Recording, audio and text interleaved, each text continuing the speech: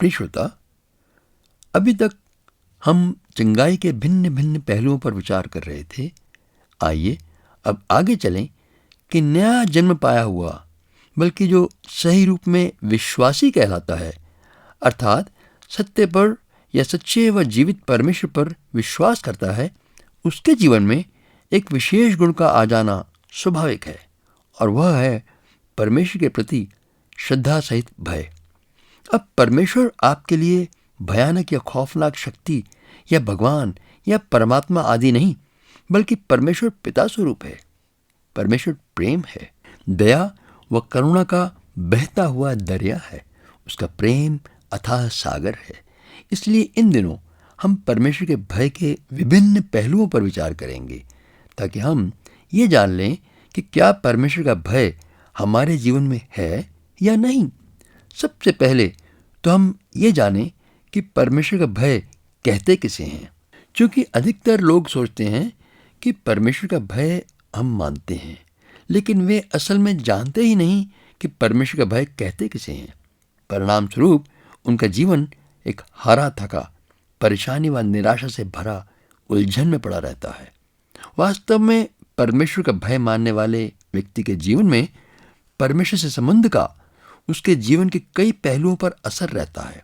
आइए हम इस विशेष प्रकार के भय के बारे में सीखें कि परमेश्वर का भय मानने का अर्थ क्या है।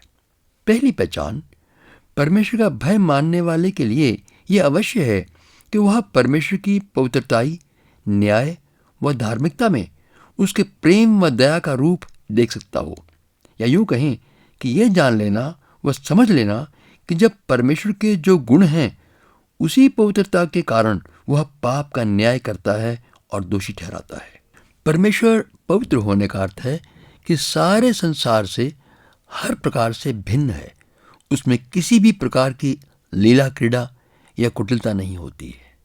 इसलिए उसमें कोई छाया या अंधकार नहीं, वह ज्योतिर्मय है। उसकी उपस्थिति में पाप टिक ही नहीं सकता। इसलिए केवल सच्चे परमेश्वर के सामने खड़े होने पर ही जीवन में पाप का आभास होता है, एहसास होता है। परमेश्वर का वचन शीशे के समान है, जो हमारे जीवन के मैल यानी पाप को दिखा देता है। इसका अर्थ है, जब आप परमेश्वर के भय को समझेंगे तो परमेश्वर का ज्ञान प्राप्त होगा, और परमेश्वर का ज्ञान प्राप्त होने का लक्षण है पाप का आभास होना। मैं अपने जीवन में धर्म कर्म मानने वाला व्यक्ति था, लेकिन हर धार्मिक स्थान पर नाक रगड़कर माथा भी टेकने के बाद मुझे मालूम नहीं था कि मेरे जीवन में पाप है। पाप का आभास जरा भी नहीं था, और इसीलिए परमेश्वर का भय क्या होता है पता न था। या यूं कहें कि जिसे अपने जीवन में पाप का आभास नहीं होता, वह परमेश्वर का भय नहीं मानता।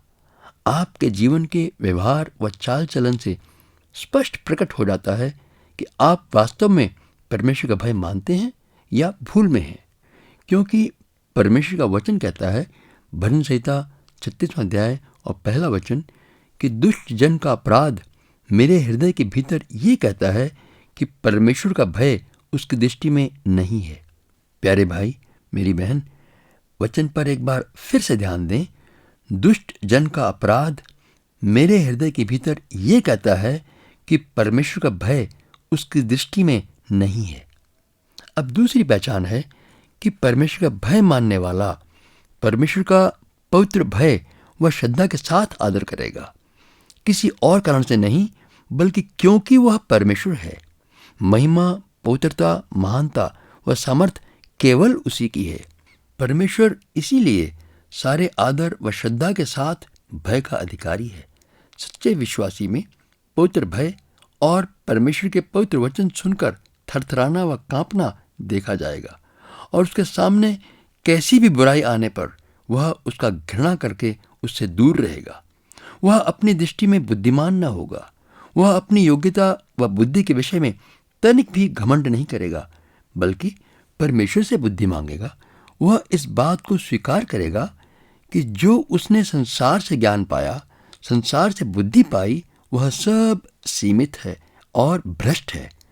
उसको बुराई से घृणा होगी, और घमंड, अहंकार व हर प्रकार के छल और कपट से भी घृणा होगी।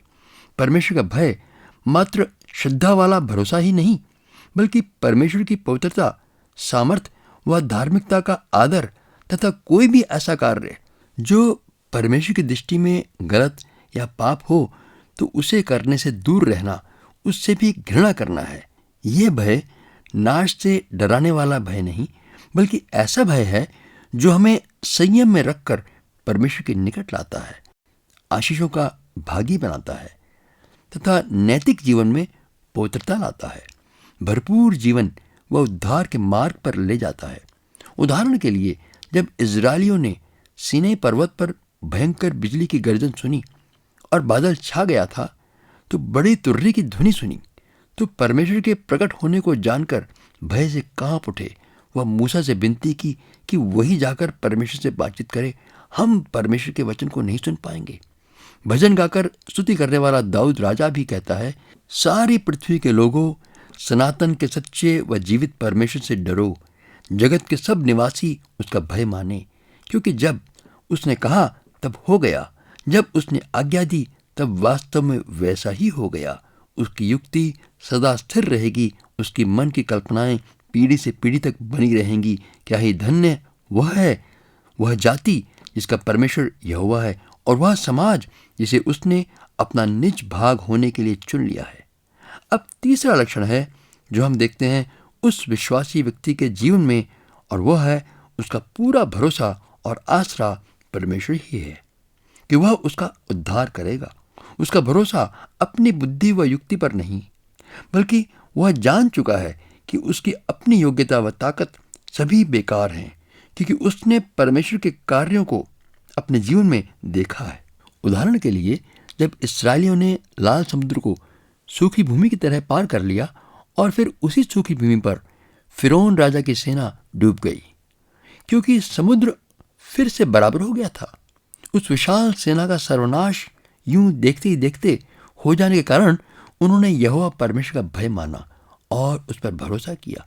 वास्तव में जो लोग परमेश्वर यहोवा का भय मानते हैं, वह उनकी हर दुख परेशानी में सहायता करने के लिए सहज मिलने वाला परमेश्वर, वह उनकी सुरक्षा करने वाली ढाल है।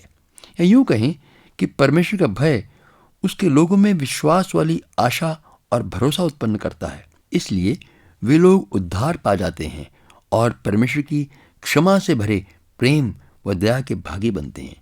ध्यान में रखने की बात यह है कि परमेश्वर का भय मानने वाले इस बात को अच्छी तरह समझते हैं कि सच्चा व जीवित सनातन का परमेश्वर पाप से क्रोधित होता है और धार्मिकता के नियम को तोड़ने वाले को सजा देने की समर्थ रखता है। लिखा हुआ है भजन संहिता के 76वें अध्याय के 7वें और 8वें वचन में, और वह भी अनंत काल तक के लिए। जब आदम और उसकी पत्नी हव्वा ने परमेश्वर की आज्ञा उल्लंघन करने का पाप किया, तो वे भयभीत हो गए। वो डर कर अपने आप को छिपाने का प्रयत्न करने लगे। इसी भय का अनुभव मूसा ने भी किया जब उसने इजरायलियों के पाप के लिए क्षमा विनती की। 40 दिन रात बिताए, क्योंकि परमेश्वर इजरायलियों के पाप पर क्रोधित था और उन्हें नाश करने वाला था।